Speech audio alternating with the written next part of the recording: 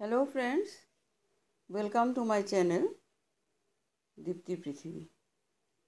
আবার একটি নতুন গল্প নিয়ে ফিরে এলাম।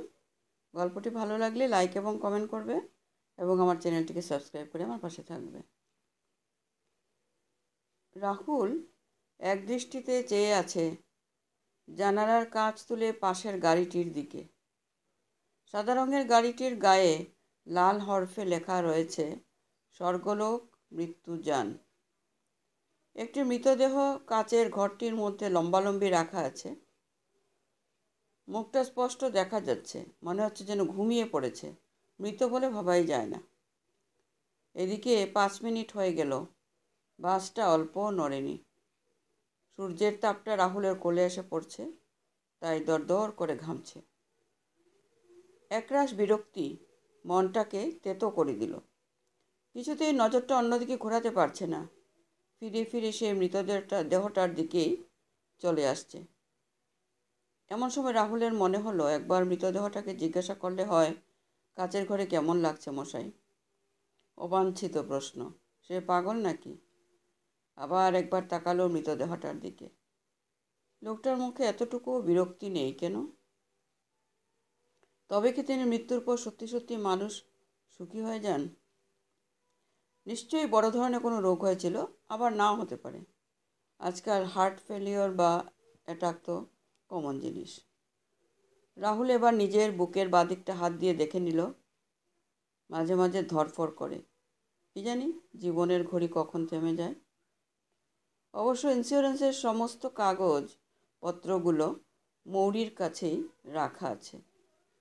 রাহুলের যে স্বভাব, সেটা ভুলো স্বভাব। সেটা মৌরির জানতে বেশি দিন সময় লাগে না। তাই গুরুত্বপূর্ণ নথি, এমনকি মাইনের টাকাটা পর্যন্ত রাহুল মৌরির জিম্মায় ছেড়ে দিয়েছে। আগের থেকে তাই মাথাটা হালকা থাকে, অফিসের কাজেও মন দিয়ে করতে পারে। বাসের অনেকেই নেমে হাঁটতে শুরু করছেন। আগে একটা ট্রাম আটকে পড়ায় এই বিপত্তি। সারাসারি করতে সময় লাগবে, সুতরাং অফিস যাত্রীদের বসে থাকলে চলবে না। রাহুল কি মনে করে মৃতদেহটার সাথে একটা সেলফি তুলে নিল। বেশ লাগছে জীবিত আর মৃতের অনবদ্য যুগলবন্দি। অফিস ছুটির পর রাহুল আজ একেবারে ফুলের দোকানে গিয়ে ঢুকলো।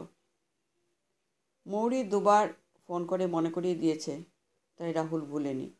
একটা ভালো মতো গোলাপ তোড়া নিয়ে বাসে চেপে উঠল। এবারের সিটটাও জানালার দিকে। একই রকম আর একটা মৃতদেহ দেখতে পেল, তবে চেষ্টা করেও তার মুখটা রাহুল ভালোভাবে দেখতে পেল না। ফুলের মালায় ঢেকে আছে। রাহুল ভাবল, এর আবার কি হয়েছিল কি জানি। সমস্ত মৃত্যুর পিছনে কোনো না কোনো একটা কারণ তো থাকবেই, কমন হোক বা আনকমন। বাস থেকে নামার পর রাহুলের মনে পড়ল তার ভাড়াটা দেওয়া হয়নি। ইস, আফসোস করে এখন কোনো লাভ নেই। সঙ্গে সঙ্গে মধ্যবিত্ত মনটা দুবার নেচে উঠল। 6 টাকা লাভ হলো, কার লোকসান হলো দেখে লাভ নেই। মানিব্যাগটাকে আদর করতে গিয়ে বুঝল সেটা হাওয়া। একটু আগের করা হিসেবটা উল্টে গেল। কত ছিল সে জানে না, মৌরি বলতে পারবে। সেটা বড় কথা নয়, আসলে তার গুরুদেবের দেওয়া কয়েকটা অক্ষরের একটা জপ মন্ত্র ছোট্ট কাগজে লেখা ছিল। সারাদিনে 108 বার উচ্চারণ করতে হয়। বিগত 2 বছর ধরে জপ করেও মুখস্থ করতে পারেনি সে। এসব মন্ত্র আবার অন্য কাউকে বলা নিষেধ, না হলে মৌরি বাঁচিয়ে দিত। নিজের বিবাহবার্ষিকীর দিনটাও রাহুলের মনে থাকে না। খাবার টেবিলে রকমারি রান্না, এমনকি মৌরির সাজগোজ দেখেও রাহুল বিন্দুমাত্র আন্দাজ করতে পারেনি। প্রথমটায় ভাবল সল্টুর বোধহয় বার্থডে হবে।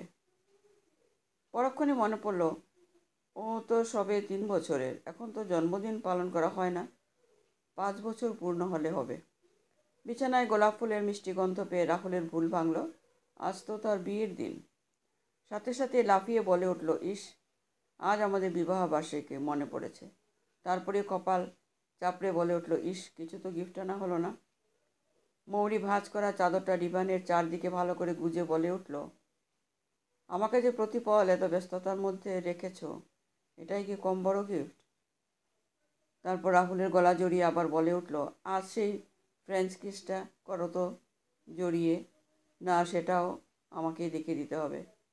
রাহুল বলে উঠল, মনে নেই মানে? তবে আজ কিন্তু খাওয়ার পর ব্রাশ করিনি। তাহলে আমি করি? সেই ভালো। মৌরীর খুব হাসি পেল। এমন সরল মনা স্বামীর প্রতিদিন ভালোবাসাটা স্বরের মতো গাঢ় হয়ে পড়ছে। হৃদয়ের অলিন্দে জমিয়ে রাখতে ইচ্ছা করছে।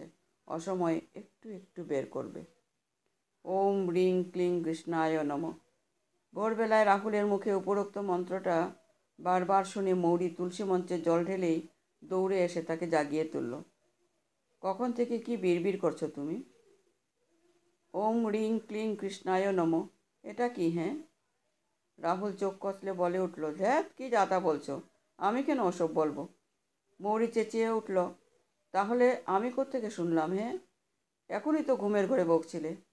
রাহুল এক লাফে খাতা পেনটা নিয়ে বসলো। আর একবার বলো তো কি বলছিলাম, চট করে লিখে নি। লিখেই বলে উঠল, আরে এটা তো আমার গুরুমন্ত্র। এবার বুঝেছি। তাহলে আসল ব্যাপারটা খুলেই বলে তোমাকে। গতকাল বাসে উঠে দুটো মৃতদেহ দেখেছিলাম। আজ স্বপ্নে তারা আমার কাছে এসে হাজির। বায়না জুড়লেন, গতকাল তোলা সেলফিটা তাদেরকে আবার দেখাতেই হবে। আমি বললাম, আপনারা তো মৃত, আবার ফিরে এলেন কি করে? ওনারা জবাব দিলেন, যমরাজের মোষটা বাগানের ভেতরে ঘাস খেতে ঢুকে পড়েছে। উনি আমাদের অপেক্ষা করতে বলে বাহন খুঁজতে বেরোলেন। সেই ফাঁকে আমরাও ভগা, একদম তোমার কাছে। ঠিক তখনই যমরাজের ডাক কানে এলো। ওনারা বলতে লাগলেন, সেলফি দেখাও, না হলে তুমিও চলো আমাদের সাথে। আমি শত চেষ্টা করেও মোবাইলটা খুঁজে পাচ্ছিলাম না। বললাম, এটা অন্যায়, আমি কেন যাব? ওনারা হাত ধরে টানতে শুরু করতেই আমি বারবার গুরুমন্ত্রটা জপ করতে লাগলাম। দেখলাম ওনারা দুজনেই একটু বাদে উধাও হয়ে গেলেন। রাহুল চিন্তিতভাবে বলে উঠল, কিন্তু এটা কি করে সম্ভব? মন্ত্রটা আমি আজ 2 বছর ধরে মুখস্থ করেও পারিনি। সেটা হঠাৎ কি করে নির্ভুল বলে দিলাম, তাও স্বপ্নে। মুখে জলের চাপটা নিয়ে রাহুল বলে উঠল, গুরুর দয়ায় জোর বেঁচে গেলাম। আর ভুল করে কখনো কোনো মৃত ব্যক্তির সেলফি তুলতে যাব না। আজকের গল্প এখানেই শেষ করছি। নমস্কার।